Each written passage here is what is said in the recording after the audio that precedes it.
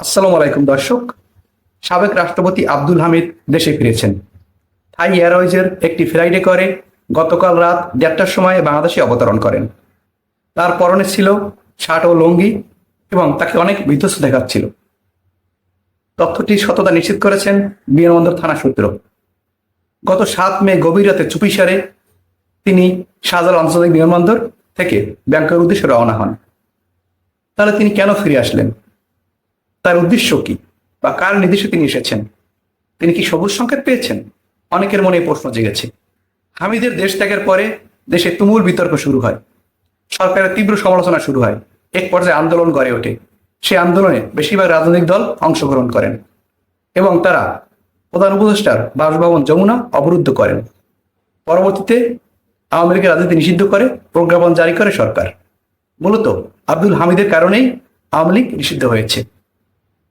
আব্দুল হামিদ 2013 এবং 2018 সালে 2বার রাষ্ট্রপতি ছিলেন।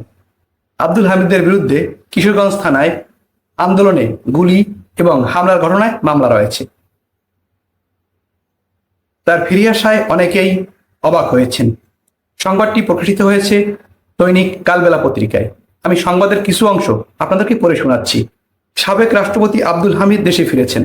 রোববার 8 জুন দিবাগত রাত 1:30টায় থাই এয়ারওয়েজের একটি ফ্লাইটে তিনি ঢাকায় আসেন।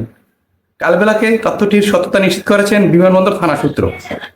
অবতরণের পর 1:35 তিনি হুইল চেয়ারে করে ইমিগ্রেশন কাউন্টারে যান। সেখানে তাকে দীর্ঘক্ষণ হুইল চেয়ারে বসে অপেক্ষা করে দেখা যায়।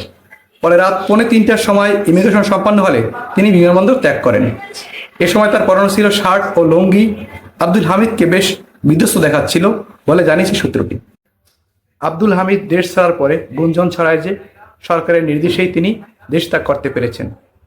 সরকার তখনই তাদের কিছু কর্মকর্তাকে বরখাস্ত করেন এবং তদন্তের নির্দেশ দেন। পরবর্তীতে 3 জন উপদেষ্টাকে নিয়ে একটি কমিটি তৈরি করে তাদের উপর এই তদন্তের দায়িত্ব দেওয়া হয়। ইতিমধ্যেই তারা প্রথম প্রতিবেদনটি দাখিল করেছেন।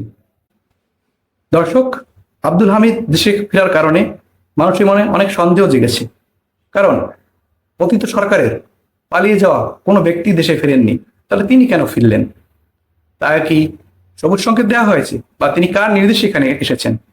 এবং তার উদ্দেশ্য থাকতে পারে দেশের মধ্যে একটি অচল অবস্থা তৈরি করা, বা আওয়ামী লীগকে সংগঠিত করারও পরিকল্পনা থাকতে পারে। আব্দুল হামিদ বিগত সরকারের অবৈধ নির্বাচনের রাষ্ট্রপতি ছিলেন। অনেকে মনে করেন তিনি ক্লিন ইমেজের মানুষ। আমি তাদের উদ্দেশ্যে বলতে চাই যে নির্বাচন অবৈধ, যেখানে প্রধানমন্ত্রী অবৈধ, যেখানে এমপিরাই অবৈধ, মন্ত্রীরা অবৈধ, সেখানে রাষ্ট্রপতিও তো অবৈধ।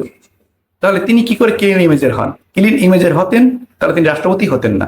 রাষ্ট্রপতি হয়ে তিনি সুবিধা নিয়েছেন, তাই তাকে ক্লিন ইমেজের লোক বলার কোনো সুযোগ নেই। প্রিয় দর্শক, আরো ভালো ভালো সংবাদ নিয়ে আপনার সামনে হাজির হব। আজ এখানেই শেষ। আল্লাহ হাফেজ।